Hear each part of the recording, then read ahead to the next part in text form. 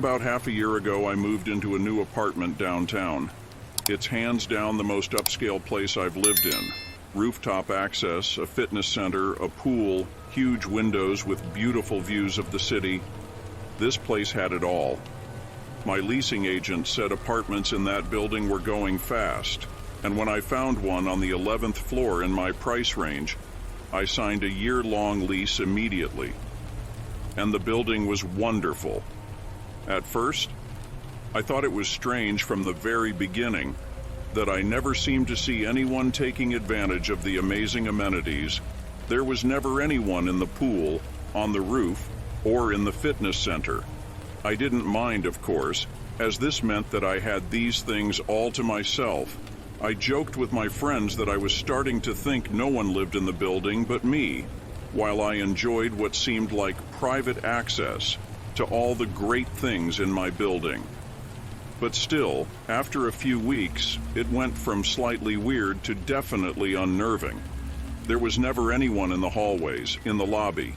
This is a huge building, 12 floors, and probably hundreds of people, yet I never saw anyone. Just the doormen that worked in the lobby of the building. After a few weeks, I talked to the night doorman about the lack of people and how strange it all seemed to me. The doorman chuckled and said, "Nobody lives here but you." "What?" I asked, unnerved. He laughed again. I'm kidding. Of course other people live here. The building's almost completely full. Then why don't I ever see anyone? Who knows? Maybe you're always walking around during quieter hours? I guess, I said. The building had to be less full than he implied. Maybe they just pretended to be near capacity to drive the prices up. Either way, it seemed like something shady was going on. But I tried to ignore all that and enjoyed taking my friends for an uninterrupted swim or a private evening stargazing on the roof. Everything started to feel normal again, and I started to feel lucky that I had these things all to myself. But that feeling didn't last for long. One night, my friend Brian came over for drinks, and when I opened the door, I was shocked. I had never seen him like this before. All the color had drained from his face, and he was visibly shaking. "What's wrong?" I asked. "The number. Your apartment number. I got it wrong. I got your apartment number wrong. I went to the 10th floor instead of the 11th. I went to apartment 1030, not 1130. I went to apartment 1030. He sputtered. "What?" "Brian, that's fine. I don't care. Now you know I'm on the 11th floor." He grabbed my arm and said, No, you don't understand. Someone lives in 1030, and she looked exactly like you." I laughed. "Oh, maybe I have a secret twin." "Awesome." "No," he said. She looked exactly like you. I can't tell you how much she sounded like you. We were talking. I thought it was you. I walked into her apartment. She was talking to me like she knew me. I started looking around her apartment. Everything was different. Everything was out of place. Everything was stranger. I don't know, I can't describe it. She looked like you. She looked exactly like you. I got chills. You thought she looked like me enough to go into her apartment and talk to her? And she talked to me like she knew me. It wasn't until I looked down at my phone and saw you had texted me 11:30 instead of 10:30. Jesus, I just bolted out the door and didn't go back. I ran up a flight of stairs to get here, and she looked like you. She sounded like you. And she's right below us right now. I think maybe we should go down there. Are you insane? I'm not going down there. You shouldn't go down there either. I think we need to, Brian. I don't want to go down there, and I want to stop talking about this. The rest of the evening, I kept trying to steer the conversation back in that direction, but Brian refused. Even after a drink of 2, he still hadn't calmed down, and he ended up leaving early, still very shaken up. As he left the lobby of my building, he turned back to me, looked me dead in the eye, and said, "Don't go down to 1030. I know you're curious, but do not go down there. Don't go down there, don't."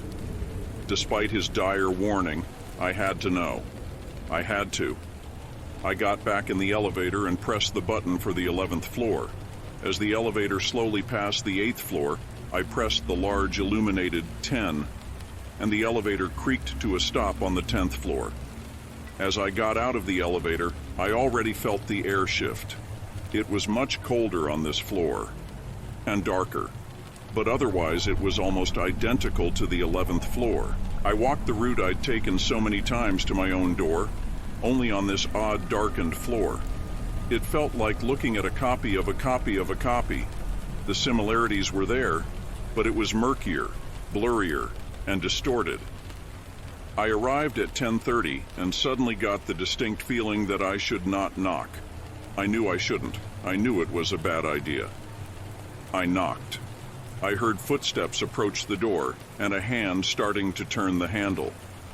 Then, in what I can only assume was whatever was behind that door looking through the peephole at me, the handle stopped turning. I heard the sound of the door locking and deadbolting, and footsteps moving quickly in the other direction. I knocked again. Nothing. Whatever was in there was willing to open the door until it saw me. I took the stairs back up to the 11th floor. I would try again tomorrow. The next evening, I walked back down again. The lights in the hallway flickered. It felt like the floor was getting darker by the second. I knocked on 1030's door. The same exact thing happened. Footsteps approached the door. The handle started to turn, then immediately stopped, and the door was locked. I started knocking louder. "Excuse me," I said loudly. "Can I speak to you for a minute? I just want to speak to you. Hey, open the door. Open the door." There was a full minute of silence. Then the footsteps approached the door again, and in a loud, clear voice, identical to how recordings of my own voice sound, spoke the words, "Nobody lives here but you." The figure, whoever it was, whatever it was, retreated from the door. I walked back to my own apartment, probably looking as shaken up as Brian had looked the night before. I knew I had to find out who lived in that apartment. I took the elevator downstairs and walked up to the night doorman. Too frantic for pleasantries, I asked him, "Who lives in apartment 1030? He paused for a few seconds. "I thought you did." "I'm in 1130. Who is in 1030? "I thought it was you." "Can you look up who lives there? I need to know their name." "I'm sorry, ma'am. That would be a breach of privacy protocol. I can't do that." "I need to know who lives there," I said, raising my voice. "There's nothing I can do." I went back to my apartment. I had to form some kind of plan, some kind of way to find out who lived in that apartment. That night I dreamed I was walking down the 10th floor hallway, every door wide open, exposing the skeletal emptiness of the building. Every door wide open. Every door except 1030. I tried the handle. Locked. I got down on the ground, trying to look through the crack between the door and floor. My eyes focused in on the inside of the apartment, and I woke up screaming. I called in sick the next morning. I had to know. It was eating me alive inside. I had to know who lived in 1030. I sat in the hallway just outside of the view of the peephole in 1030's door. I was off work anyway. This was how I would spend my day. They had to come out sometime. It got later, and later, and later. It was past midnight. They hadn't left or returned all day. They had to. Soon. They had to. Night crashed into morning. Morning became afternoon. Afternoon became night. And before I knew it, 48 hours had passed. I hadn't eaten. I hadn't slept. I had to know. When I realized I had been there for 2 full days, something inside of me snapped. I stalked up to 1030's door and started banging the door endlessly with my fists. "Let me in! Let me in! Let me in! I'm not going to leave until you open this door. I'm not going to leave.